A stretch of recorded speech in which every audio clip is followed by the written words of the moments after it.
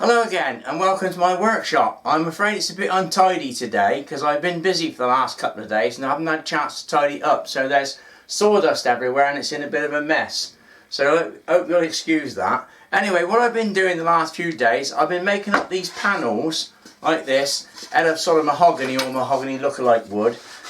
What I'm doing is making up thin panels for fretwork purposes, or scroll saw work if you want to call it by the modern name. So I've made quite a few of these, and what it involves doing is, this is nothing to do with the video subject by the way, but I'm just explaining.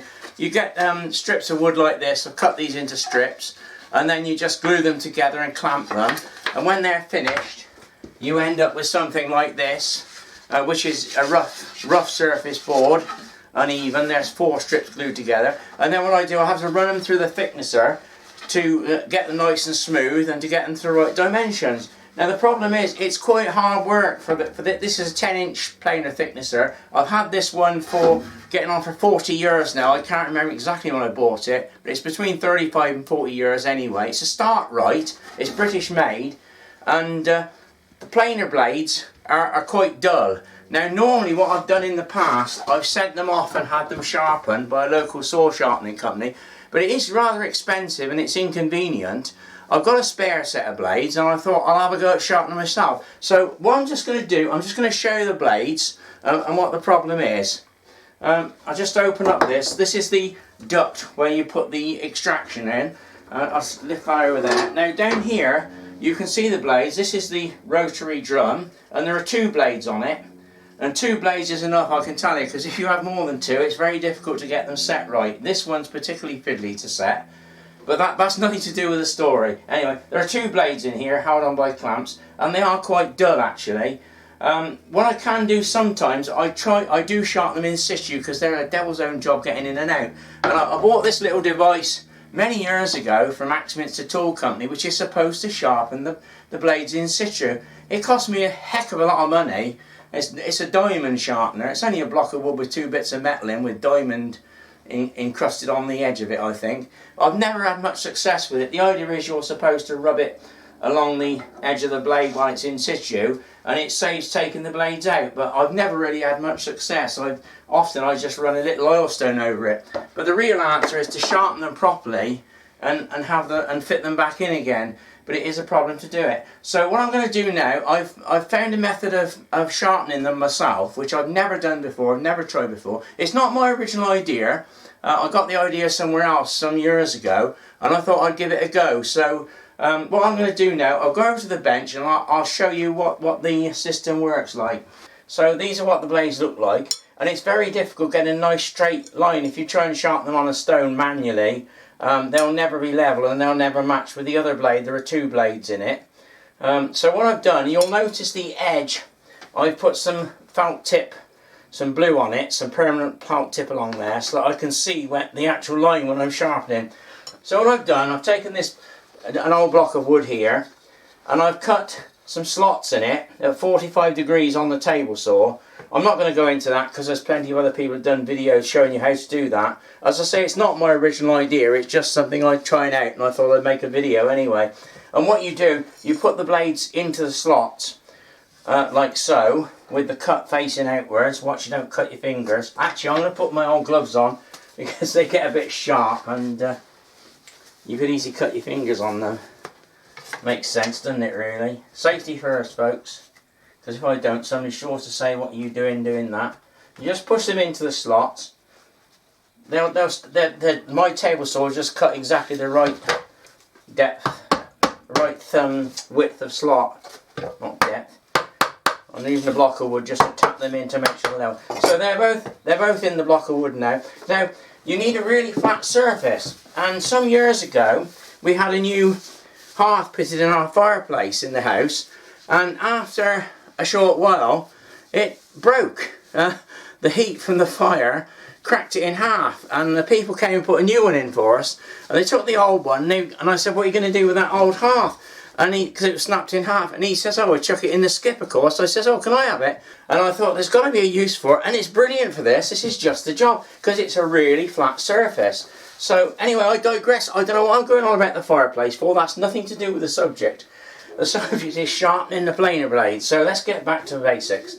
So all you got to do really is get some abrasive paper like this. This is just you buy on a roll, and I've got 3 grit grades here. I'm going to start with 120 grit, and I've then got 180 and 240, and you could even go lower. I've got some wet and dry that goes up to about 800 grit if you want, but I'm just going to show you the principles here. All you do, you lay that, if you want to, you could put some double-sided self-adhesive tape on there and actually glue this onto the marble and have it flat, but actually the weight of the thing will hold it down anyway, so I don't think it's really necessary. So basically, having put the blades in the block and you've got your felt tip marking on there, all you've got to do is put it down on the abrasive sheet and then just rub it backwards and forwards a few times, hopefully to do the edge. I think it's probably a good idea to turn it round because you might put uneven pressure. If you can get even pressure all the way across, it's going to be better, obviously. So I'm just going to do this a few times to try and give it an edge. And if you look underneath, you'll see where the blue dye, the felt tip, is being removed on the very edges, which indicates it's actually working. So, I mean, officially you should keep going until you've got all the dye gone, and then you know it's completely flat. But I think if I get a very sharp razor-like edge on the blade, I'll stick at that rather than going too far. That feels sharp to me. I'm going to take my glove off so I can feel it better. Actually, that does feel quite sharp. Certainly better than it was before. It was dull before. Okay, so that's the 180, and now I'm going to go down to the next one. Actually, I'm an idiot. I started with the wrong one. I started with the one... See, I'm busy talking to you. It's your fault for making me make this video. I started with the 180, and I meant to start with the green one, which is the 120. That was my starting one, but I've gone straight to the 180. I don't suppose it will matter anyway. Seems alright. So ignore what I've said really. Start with the 120. You don't have to, but this is my... Start with 120, then do a 180, and then I'm going to do a 240. I'll get this one right, if nothing else. I'm doing the 240 now. Definitely the 240. It's good quality emery. It doesn't pay to buy cheap quality abrasive. I can tell you, it's rubbish. If you get it in these pound shops, these sheets of abrasive, it's absolutely useless. It doesn't last 5 minutes. It pays to buy something decent. Well, I've got some 400 gauge wet and dry, and I've got some 600. So what I'm going to do, I'm going to have a go with both of these. This isn't quite large enough, but it should be just sufficient to do it anyway. So this is the 400. So I'm going to give it a go on the 400. There we go. Feels alright. It's got to be better than what's in there at the moment, isn't it? Right, that's the 400, and now I'm going to give it a go on the 600. See how we get on with this one. I think that's good enough. Feels alright, it feels alright. Right, so now what I'm going to do now is just put them on this oil stone and just take the burr off the back edge carefully. Make sure your oil stone is nice and flat. Don't try using one that's well worn out, or else you might find you'll spoil the other edge. So as long as it's nice and flat. If you haven't got an oil stone, or if you haven't got one that's flat, you can do it on a piece of this. Put this down on the surface and rub it across that. It's probably one of the best ways of doing it actually. But I'm going to use the oil stone because I've got it out anyway. And I'm just going to carefully just place the blade on there. I've put some paraffin oil on there, which I normally use, just to lubricate it. Just taking the burr off the back. You've got to be careful not to spoil the other edge. They feel alright. Feels sharp down that end, better than this end. I reckon that end's the best. I don't know whether it's a sharp that end or not.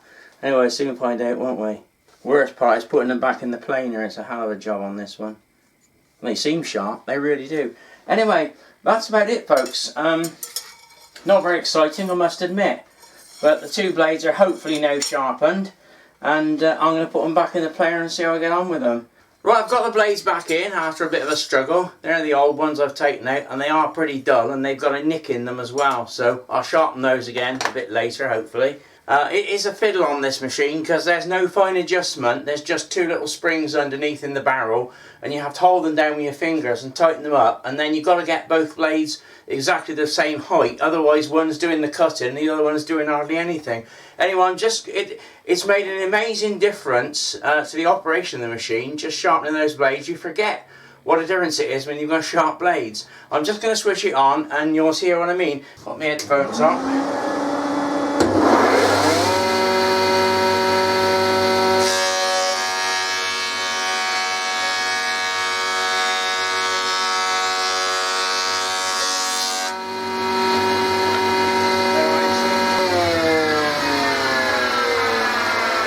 It's a noisy machine at the best of times, but it's incredible what a difference having sharp blades make.